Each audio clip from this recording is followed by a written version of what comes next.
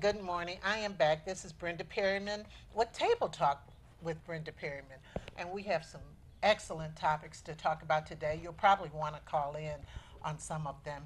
But I'm introducing myself to you, and I'd like to introduce or I have our guest co host introduce himself and the rest of our co hosts. Good morning. I'm Ken Coleman, Detroit Wait, author wait. and historian. I I, thought we were no, doing a no, tossing. he's gonna go on. But that's okay. You are an author and a historian, and I'm gonna have you say that Now again, he's off the Ellis. stage. Hey, well, thank you for having me. Oh, And it's a pleasure. my pleasure. I'm sitting beside a beautiful woman, and I'm sitting here next to power, Excuse me, say. organized power. Not just electricity is good power, but it can kill you if you don't organize it, I right? know. It can shock you to death. But organized power and Cheryl. So it's just wonderful to be here. So I'm Ellis Liddell, for those who are meeting me for the first time. I'm a financial advisor. I've been in business for the last 15 years in the Detroit market, which has been a phenomenal market. You all helped me become the number one advisor in the United States 3 different times over the 15 years. So thank you, thank you, thank you. Wow. Okay. That is powerful stuff. Ken Coleman, author and historian. Welcome. Good to have you. Good to be back on Table Talk this morning. Cheryl Ajamu, founder and CEO of the Ajamu Group. We produce the multicultural media luncheon during the Detroit Auto Show. And so you want me to, well, Mr. Liddell's kind of already introduced himself. Yes, but But you have a connection with him. yeah, when I first moved to Michigan about 18 years ago, I was working at Black Entertainment Television in the town center, running the Detroit sales office for them. And Mr. Liddell, I don't know, had you just started your company I then? just started it. Yep. And we were on the same floor in the same suite. And I just happened to run into him one day. I was having a bad day. I hadn't sold anything. And I guess he kind of saw the distraught on my face. And the next day, he kind of brought me a book. Do you remember it was a sales book? Right. And you were like, you need to study this. You know, what's your strategy? What's your, he was asking me all these questions that I couldn't answer. So over the course of time, his mentorship kind of helped me create a niche for myself, not only at BET but just in the automotive industry in general. And so, I appreciate him being my very first mentor, that actually, added some value. I've had some other mentors before, but this was like when I really needed a mentor. So, Yeah, let me just say this here. Uh, an old coach told me one time, you see two kids running, pick the one out front because that one has leadership skills. He said you can teach kids how to run, but you can't teach them how to be a leader. When I met you, I saw leadership. No one, you didn't report to anybody at BET. You just showed up, worked hard every day, stayed late, came in early, stayed late. I said, man, she has the same quality it takes to be an entrepreneur, to have her own business. But not only having the quality, you have to have the nurturing. So I hope the books I gave you and tapes and things we yeah. discussed became the nurturing that was needed for you now to have your own group. Yes, 11 years. Entrepreneur, 11 years. And making it happen. Yes. Great, great, great, great, great. Thank you, Miss Liddell. Yes. But we're all connected in so many ways.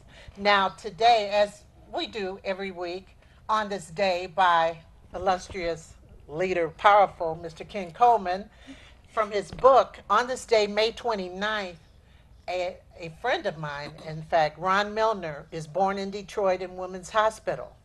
Milner will grow up on Hastings Street in Black Bottom. He will become a celebrated playwright who helps to present captivating images of African American culture through his work. Who's Got Its Own, What the Wine Cellars Buy, Checkmates, Don't Get God Started.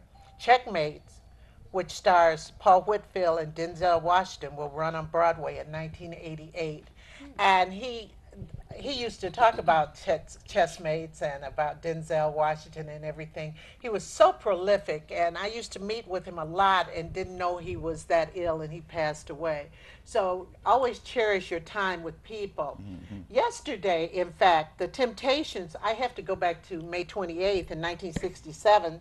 The Temptations deliver a sterling performance on the popular CBS show Ed Sullivan. I got sunshine. Okay, that's all I had to do. On a cloudy day, When When it's it's cold cold outside. outside. I've Ooh. got the month of May. Good Lord. I guess You say what can can make make me me feel this way, my girl. my girl. Talk Okay, about my girl. You got the steps, You know, I have one thing that's not on this list, and Bill Lambier said it yesterday, and I'm going to have to talk about that at the end because I want to see what everybody thinks. But we're going to first quickly talk about FIFA. That is the organization that it like controls soccer, international soccer, and everything. It's a big scandal involved with bribery and everything. Also, the fact that the next two World Cups have been awarded, one to Russia and the next one to Qatar, which is a tiny oil-rich country where in the summer their heat goes up to 126 degrees. What do you think about that? It's not about the heat, it's about the money. It's money over there. You know, I looked at the story and saw the controversy, saw some of the comments about, you know, we've got bigger fish to fry here in the States. What is this all about? Certainly our new Attorney General, Loretta Lynch, makes the argument that some of the alleged impropriety or plans to carry out impropriety were to happen on American soil. And so, you know, I guess it has to be certainly investigated by the Attorney General's office. But, you know, it's one of those things where we talk about soccer here in the States, and it's not as popular as But American it's growing football. in popularity, Well, it's isn't the it? most popular sport in the world, and it is growing here in the States, but not nearly as popular as American football or baseball. And so a lot of people will probably say, you know, shouldn't we be, you know, doing more on law enforcement reform so that we don't have more Fergusons and Staten Islands and the like? I mean, I can walk and chew gum on this one. I think if there were improprieties that were scheduled to be carried out in the States, or if they've already been, I think the Attorney General and the U.S. Department of Justice is duty bound to take it on, at least the aspect that's happened here. Let me just address it for a second. Let's just say I represent Qatar, and I'm going to spend billions, not a billion, billions building an indoor facility that I can control air conditioning and create the environment where these athletes are not going to be in jeopardy. The 120 degrees is not going to matter because I'm going to keep it a very nice 72 to 76 degrees inside the facility. We're going to have an open facility where the people can see. So Qatar, a country that would love to have tourism, decides to invest billions of dollars to gather more tourism. This event, on the day of those events, will be watched. People will not go to work around the world to watch whoever's in the finals. So if I'm them, I'm doing whatever it takes to try and get this to happen. So I don't know that whatever it took was some of what Cheryl described earlier. It very well could have been green, but they're going to make it very green for the soccer players. But let's talk human rights. They said they have some almost slave labor over there right now, and almost 1,000 people have died in the building of this stadium. And let's just say this here. We're going to get to another topic that's on your thing about welfare and how people are treated. I think we're creating a slave society here in the United States. Uh-oh. You hear that, We everybody? have to jump to Might that not topic. bring you back. Mr. We're gonna get to I don't want No. I don't want a slave. I just want a servant that I don't have to pay There it is. a lot There it of is. Money for it, right? Yeah. I think you just described Qatar. No. But the thing about Loretta Lynch, she's kind of making a mark on this internationally, and she's been there 5 weeks or I don't something. even think it's been that long. A couple of weeks, probably. Right. Keep but- this in mind also, though. FIFA, the Olympic Committee, some of those guys have their own, they make their own rules. So when that's the case, it's very hard. Now, she can say that something might take place in the United States, but all they're going to do is go to other countries. Well, yeah, I mean, certainly, it's a great point, Alice. I mean, certainly it is an international federation. It's not a U.S. holding company. It's not. It doesn't have an LLC or something in the states where it's based. But you know, if proprieties had been carried out on the soil. Look, I mean, the people who crashed planes into the Empire State, not the Empire State Building yet, World Trade Center, were brought up on charges. I mean, if a crime is carried out in the states, federal government, the law department, the Justice Department is duty bound to take it on. I just find it so sort of curious and interesting that these rights oftentimes are given out years and years and years in advance, and I just wonder why it's breaking now. But the reality is if you think FIFA is clean and has a history of being clean, you're sadly mistaken. Right. I mean, it's a sport just like a lot of American sports. There's lots of gambling involved. Right. There's sometimes drugs involved. I mean, it's all of the foibles that you can imagine are part of FIFA, and probably times 3, 4, 5 because it's a huge worldwide. It's carrying on a worldwide product in that it's Right. international soccer. Yep. Let me just say this here on that. The London Olympics in 2012, they could have sold every ticket to Englanders. They didn't have to make tickets available for anybody else because it's so popular. Soccer is the same way. People will travel from all over the world not to be in the stadium because those tickets are going to be like $10,000 a seat. You're kidding. Yes, I paid $2,500 a seat to be at the 2012 Olympics It's huge. and was lucky to get it. 15 ticket sellers, only one had the tickets. Oh, wow. So this is a huge event. Adidas will probably pay Merchandise. the country of Qatar billions of dollars just to be able to say they're the host with them. Or the So this is official. huge money. So when eventually that they want to bring that World Cup to the United States. So what do you do to make sure that when they bring it to the United States that it's done properly? That's the challenge, and that's what she's really fighting. Absolutely, and I don't know that there's any discussion that the games won't happen. I mean, I don't think that, as you point out, Ellis, nothing's going to stop commerce. I mean, let's be clear about that. And there are American financial interests that would. Oh, absolutely. You mentioned Adidas. So, I mean, the whole point here is that I think that it will be potentially a black eye on the games, but the games don't stop. And in fact, we see it all the time now. And whether it's the college basketball NCAA championship or world games at the Olympic level, there's always some element of controversy. Human rights issues with the host country, some character or characters within the game themselves that cause interest. And really, to be honest with you, I'm sort of cynical about this media stuff. I think some of this stuff is designed to create controversy, which translates into readers and to Right. people Yeah, well, buying and I and just it want keeps, to bring keeps it up commerce the- flowing. Right? Bring up the rear by saying the United States is trying to really showcase themselves in soccer. I think that that's partly it too, and like you said, get the games over here and Right. so forth and so on. So I think that's one of the reasons also. Let's move on to the next subject, which is that policeman in Cleveland who got acquitted. And he stood right on top of the car hood and shot down into the car. And he was one of, well, a lot of police were shooting at the car, but there were 2 unarmed people in the car, and they were killed, and he was acquitted. What did you all think about that? Look, I've said it. I've said it on previous broadcasts here on Table Talk. We're going to see more and more and more of this stuff. And as a former journalist, the other part of that is there's almost sort of a copycat sort of phenomenon that goes on with media stories. We all talk about media stories. Well, somebody got robbed on the other side of town, but it didn't get reported. It wasn't on TV, or it didn't make the police report. I think there's an element of this. It is a very much in season topic right now.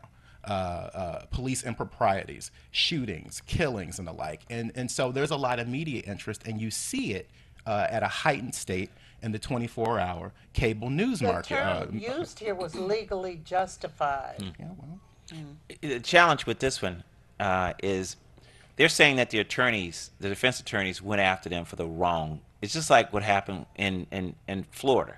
They're saying they went after them for the wrong charges. Had they gone after them for this, they could have got this.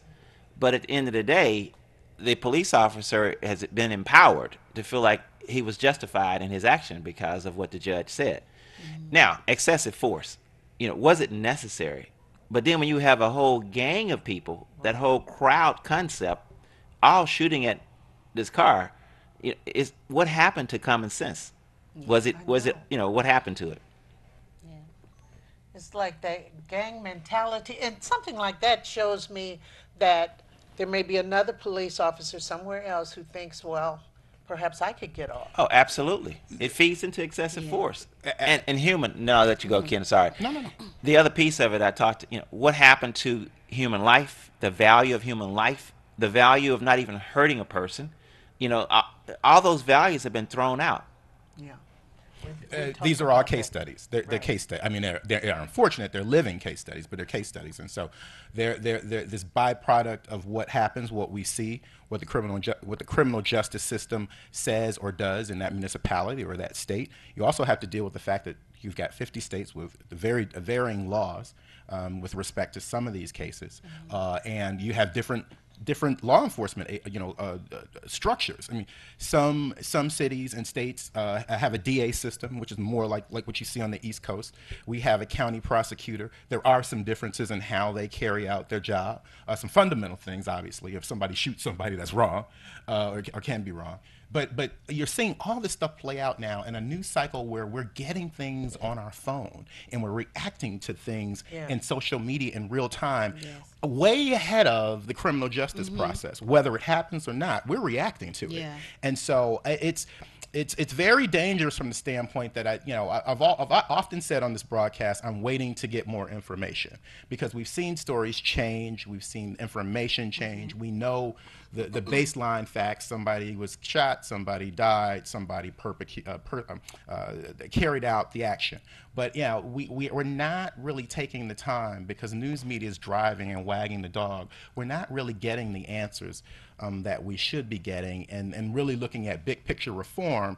We're just looking at, and the other part of this is, and I'll jump off the soapbox, these states are creating laws, and the elected officials are creating them in legislatures that have to get reelected, and they're pitting urban versus suburban communities. And so a guy on the other side of the state says, I'm law and order, and I can run on that in 2 years when I get ready to run for the state Senate and get ready to run for the U.S. Senate. And it really is a dangerous set of times outside of the actual criminality that's happening, just our response to it. Yeah, I think, and then as you mentioned with social media, because none of this is really new. It's just being brought more to the forefront with social media and how we're getting information, and how the everyday person can capture something on their phone that can be used in the court of law or in the court of social media, with everything. But I think sometimes it's it's the same thing. Yeah, So It's just like with Rodney King. We did not see him getting hit. We thought we saw him get hit. I thought, how was we, that? Right. we ended up We seeing thought we video, saw it. but we didn't. It wasn't the day of the event. It wasn't ahead of the criminal justice process, at least the early stages of it. The challenge now is, you can start a movement with a hashtag. In a Facebook post and a tweet. Yes. And I'm cool with that. I think the world is getting smaller. It's interesting to see how I can talk to somebody in Qatar. but my concern from a social justice standpoint is, often these things are getting ahead of the process. I've got concerns about process reform. We've got to deal with that. That takes time. You don't get that done in a 24/7 social media cycle. Yeah, that's true. Social media has a lot to do with it, but I'm just concerned about the mindset of people all over this country, because I have friends like yourself, black men. I think black men in some venues or some places in the United States may have a target on their back and they've not do anything. Everybody's vulnerable, but I think the black man is the most vulnerable. Let me just say this here. I don't know about Ken, but I'll speak for me. When I'm driving, I'm more aware and more conscious that I might get pulled over, and I shouldn't even be thinking about getting pulled over if I'm not violating the law. Right. If I'm driving at speed and I get pulled over because of how I look, that's unfair. But again, instead of thinking about building an empire, I'm driving down the street thinking about, maybe I'm gonna get pulled over today. Where's my insurance? Do I have everything on time? How do you build an empire when you can't even get past the basics? Driving was a basic right. Several of us on Facebook had a discussion like what Ellis is presenting several days ago. A person asked the question, when is the last time you've driven on Belle Isle? And I pointed out, well, I run and jog on it all the time. I ride my bike on it occasionally, but I haven't driven on it in probably more than a year, maybe close to 2 years. And the question was, well, why? You live a couple miles away. It's a great park. Just don't want to deal with the hassle. If a city council president or the sitting city clerk can get pulled over for driving 5 miles over the speed limit, a newly enforced, more strictly enforced speed zone, I don't need the drama. I mean, I'll run along Jefferson or downtown or on the Riverwalk. I mean, I guess the point is, Alice, you're absolutely right. I mean, the burden that we're carrying, we've always carried, first of all, from a historical perspective, but the burden is even magnified now. Because you're seeing things in real time. There are copycat things going on both sides. Black Lives Matter might be a social justice protest with a hashtag, but as you, I think, were alluding to, Brenda, don't best believe that when law enforcement begins to see themselves, their colleagues, the blue code, people get away with certain things, right. Best believe they're going to do those things too, if in fact they aren't punished or if in fact there isn't reform. And so, dangerous times. I've got a kid that's going to turn 7 next week, and it's scary raising a child.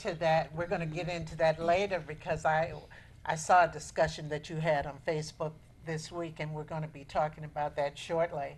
All right, let's go to this new thing about welfare, about possibly taking away some of the welfare benefits for parents who allow their children to not go to school. Truancy. What do you all think about that? Well, my first reaction to this is, and I've said this on the broadcast in the past too, every 2 years, every legislative cycle, we see legislation like this. The more popular one has been drug testing for general assistance recipients, but this is sort of a byproduct of it. Let's be clear about this. And, it sounds laudable in terms of a legislative reaction to a social challenge or ill. I don't know that these things are really practical in terms of their application. The reality is that there are some families that are so dysfunctional and struggling so much that I don't know that withholding,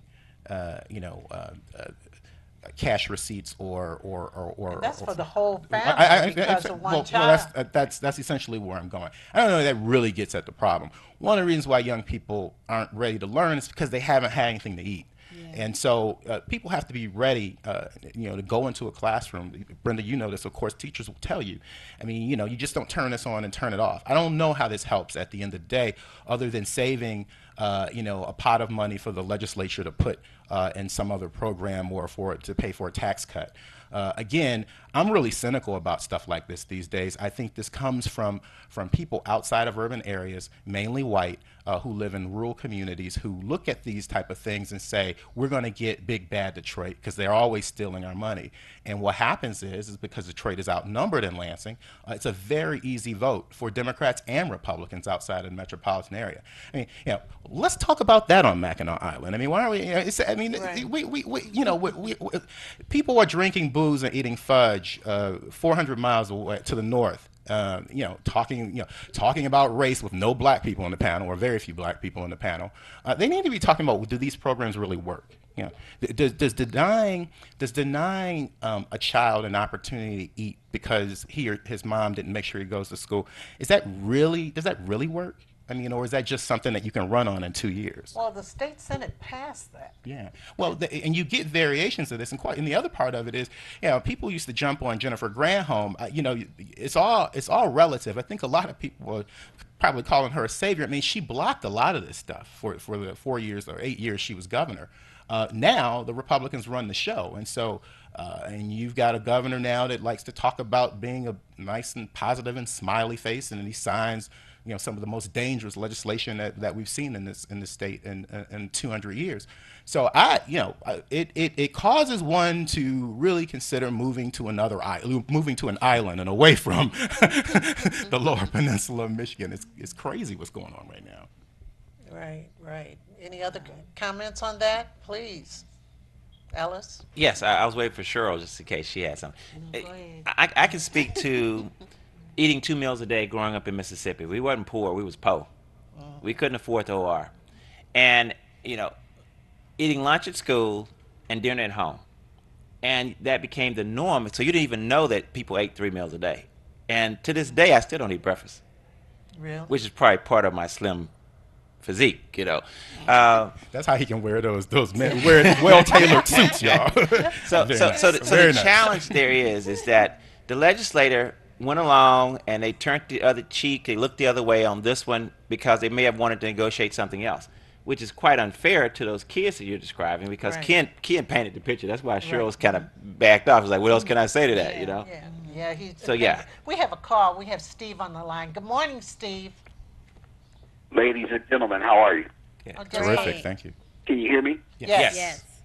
First of all, I want to say something to Ken. That was a great statement about eating fudge and drinking liquor. You know, we marched on Selma in 2015, and it showed we wasted 50 years. You're kind of breaking up, Steve, a little bit. Okay. We marched on Selma this year, and it shows that we wasted 50 years fighting for jobs and justice. And I just asked myself, how long have we been going up to Mackinac and it has bared no fruit? You know, it's time out, and I understand. I respect Ms. Perriman, I respect Ellis, I respect everyone on the panel. But it's time for us to galvanize in the form of one agenda and make demands on the United States of America. Because every other ethnic group make demands, and they get what they, I guess, a seat at the table.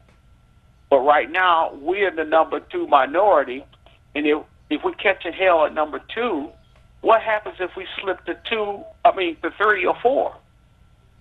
And right now, if you look at what Mr. Ellis Liddell is trying to do, is try to build wealth within the community. And I appreciate Ken, the fact that he's telling the history, our story. And I appreciate Ms. Perriman for being a teacher. And I say to Ms. Perriman, can you imagine how the government has destroyed the profession of education Right. with the likes of No Child Left Behind and the Race to Top? We have to look at what is going on in our surrounding, our conditions, and form an agenda, galvanize, and make demands, because power is never ceded without a demand. Right. Excellent. Comments? What he said. Right, absolutely. Yeah, Because the government, as far as education is concerned, they came in. I remember sitting around the table with the superintendent, different department chairs, and everything, and they said, this is what they want us to do. And my statement there was, well, we must rebel against that. And it's funny because I've always been a rebel of sorts. We must rebel because we're in the classroom. We know what's best for the kids and so forth. Well, but they if you look started at- withholding money. If you look at No Child Left Behind and the Race to Top, the one thing that makes them an automatic failure is that they fail to address social ills. And look, I think most people know I'm a good Democrat. I think that I'm one of those people that I feel like you have to work inside the process. And I think that people do have to work. I work inside the process. Some people work outside of it, and that's fine. But when you really want to tell the history and you really want to be candid, the reality is No Child Left Behind comes from Teddy Kennedy, and he's a Democrat. And so I think there are times when we as African Americans or people who feel like we do on some of these issues, we've got to challenge folks within our own party. It's clear that No Child Left Behind has been a disaster, which is one of the reasons why for all of the reauthorizations over the last 5 or 6 or 7 years, they've been unable to come up with anything to replace it that makes any sense. To the call, I want to say this here. I do think that you can get so much by asking for permission, but you're never going to be able to ask anybody to give you power. So it goes back to your point, the movement. I think a financial movement needs to be made. The last financial movement that took place in America was Marcus Garvey. That was so long ago. Right. And if, money does talk if you have it, but if you got your hands out asking somebody else to give you this, it's not going to happen. So, that's the next big movement that has to take place. That's the next big hashtag. It's got to be a financial movement, and we've got signs of how to do it. But it's one thing to say, let's boycott. How about let's put some money together? Let's form groups to buy stuff. And I firmly believe. Can you hear me?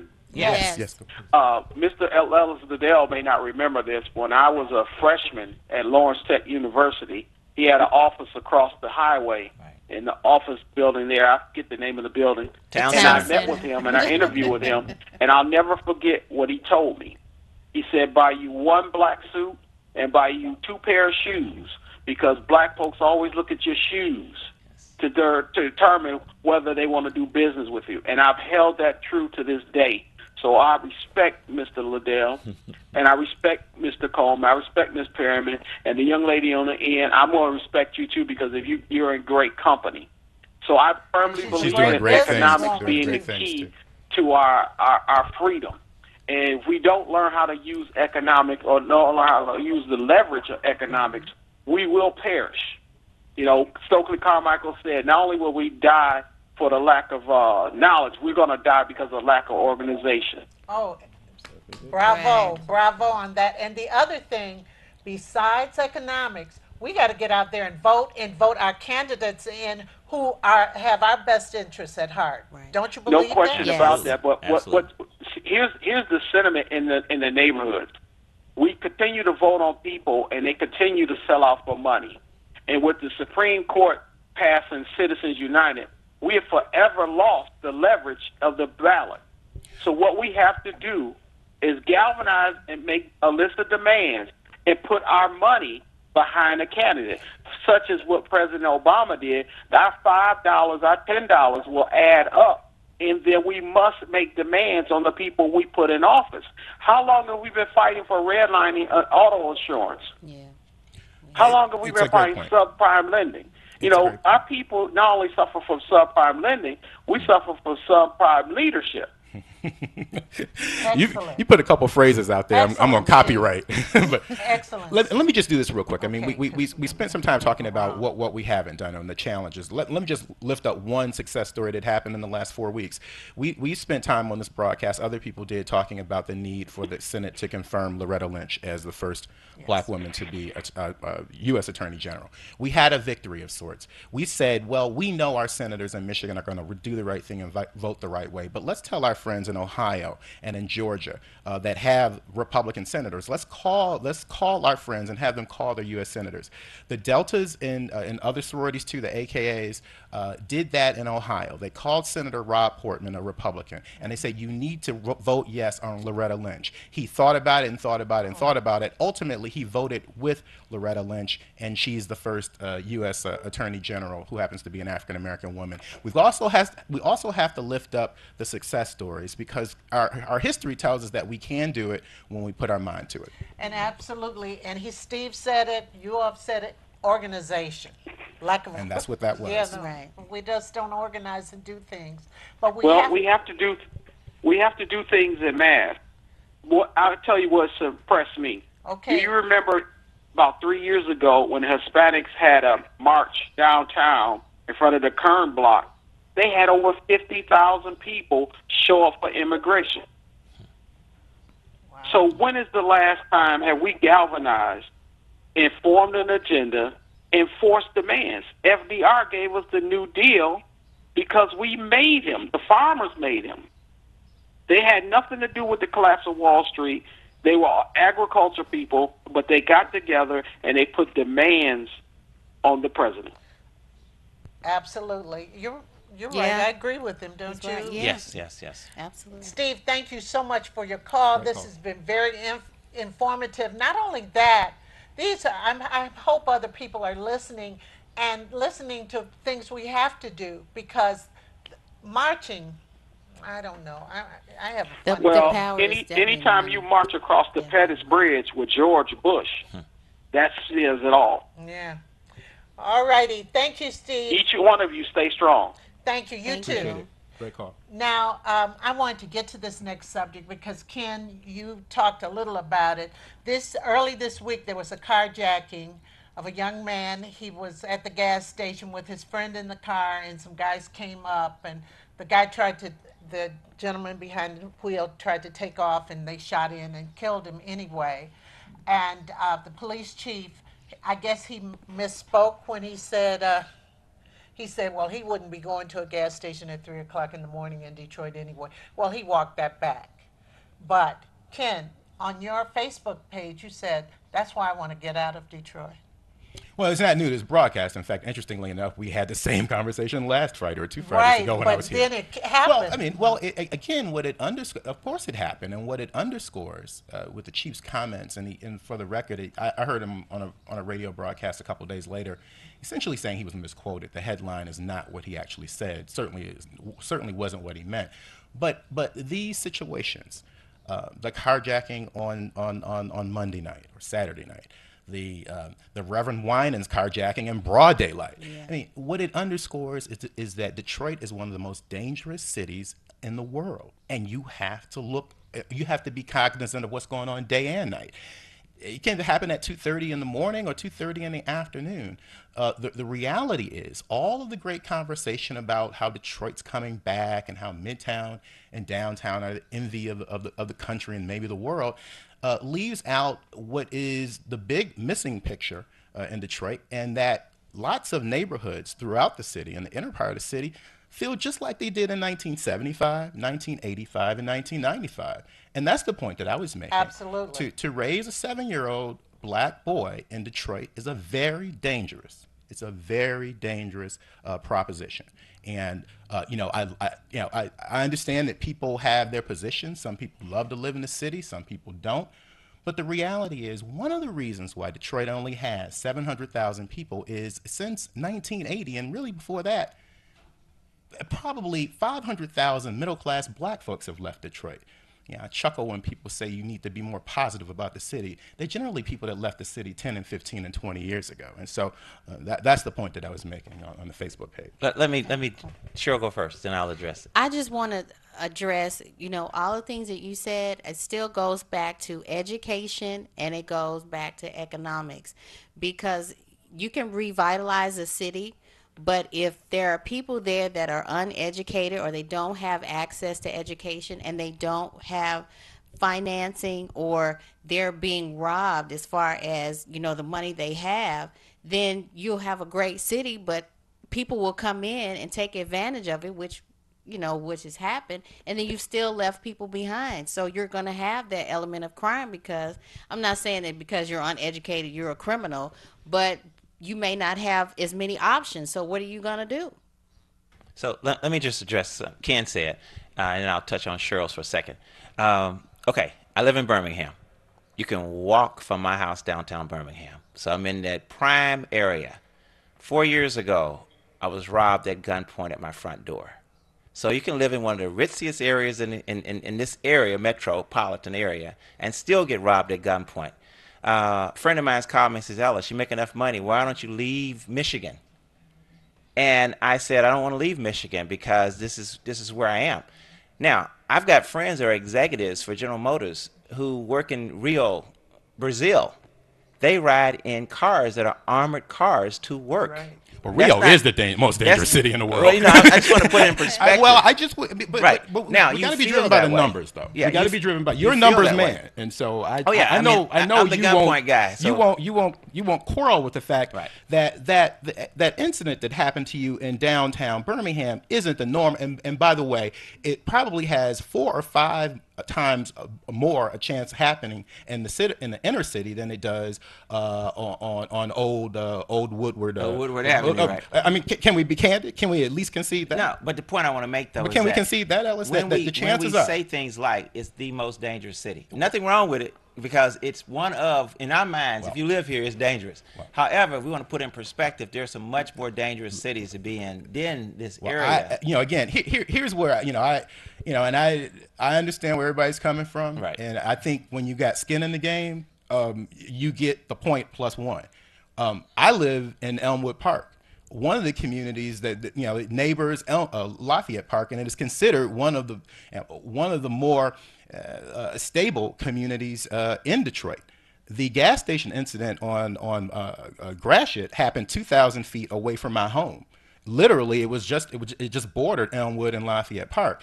I've got a 6-year-old who goes to school a mile away from there, and so. I respect other people's positions. I've lived in the city proper most of the 47 years that I've been here.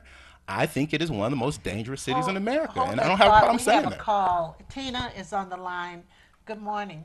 Thank you for letting me join in on this conversation. And I have been calling in this station for weeks and weeks. I spoke with the chief of police about this. I intend to write him, and I also intend to get in touch with Mayor Duggan about this. It is quality of life issues that we're talking about. And somehow, in some way, in Detroit, everybody thinks it's acceptable for us to have all this stuff going on. Why should you not feel safe going to the gas station to pump your gas? I don't care what time of night or day. Why should you not feel safe going to the grocery store? Why should you have to put up with people in your neighborhood making noise all night, barbecue pits on the front porch, couches, basketball hoops in the middle of the street, and you go anywhere else, it's not allowed. It's not tolerated. The businesses in Detroit, whiskey bottles and beer cans and stuff all out front. I'm going like, what are we paying taxes for? I know there are laws against this thing, but nobody is enforcing it. And I've called and I've said it over and over again, and I intend to keep saying it over and over again. And I will also approach the people who can do something about it. But I do believe it needs to be more people like me that says this. I mean, that's the elephant in the room. Absolutely, It is the culture here, and it is people that call the areas a hood instead of a neighborhood. You know, all that kind of stuff. It's a psychological thing that goes along with this. Okay. And I'm a healthcare worker. I go all over the city. Thank God, my neighborhood is stable, okay? But I go into unstable neighborhoods all the time, and I see people walking away from beautiful homes, and I see senior citizens suffering. They don't want to sit on the front porch because they're scared somebody will rob them. They don't want to go out and mow the lawn. They don't want to go out and take the garbage out. And because Tina, I'm in the medical field, most of these people have vitamin Tina. D deficiencies because they stay locked up in the house all the time.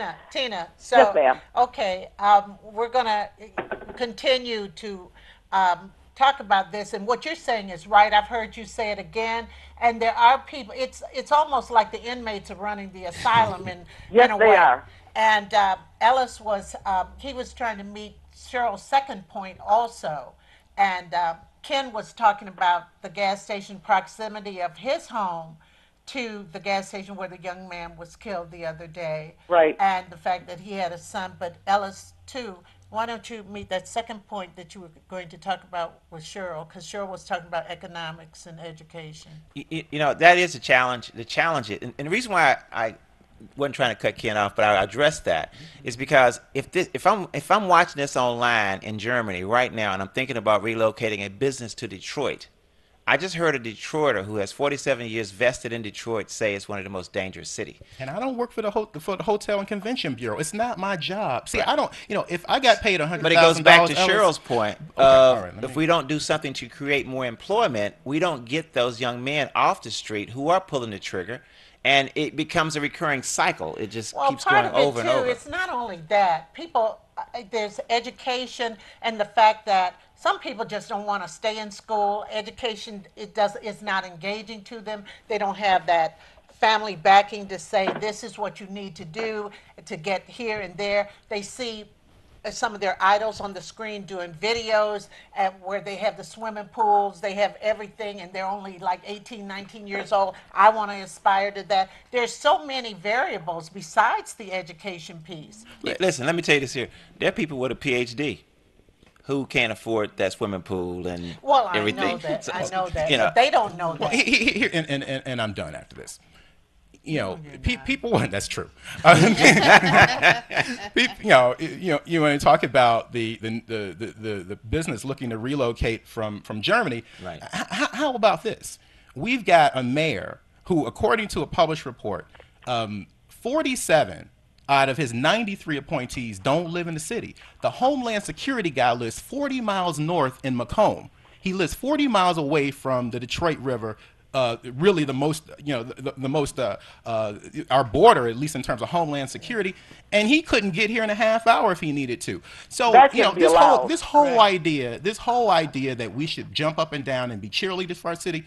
Look, I'm going to tell you, very few people have done more in this city to work with young African American men as mentors. Served on the Charter Commission for free. I mean, look, I still live here. So, I mean, the point is, I think you can be critical about your city and be critical to the extent that you want things to change when everybody wants to talk about how great things are going. It's just not the case. Tina, we have another call on the line. Thank you. Thank you for letting me comment. Oh, appreciate it all the time.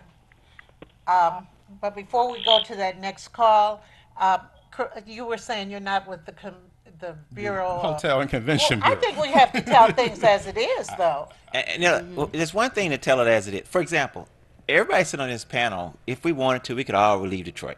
We could all move out of Michigan and start over someplace else, right?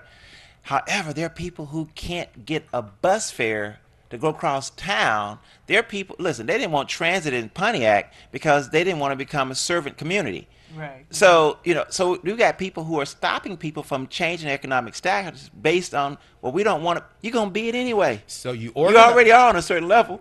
Right. So We you, have a- you organize like the African American sorority sisters in Ohio did, and you work with people and organize with people in Pontiac and Troy, and get them to get on their mayor and recall their mayor and their state lawmakers if they don't vote the way you want them And to the do. other Again, thing it's organization. is we are not a proactive people, unfortunately. We needed to be out in front of all these issues.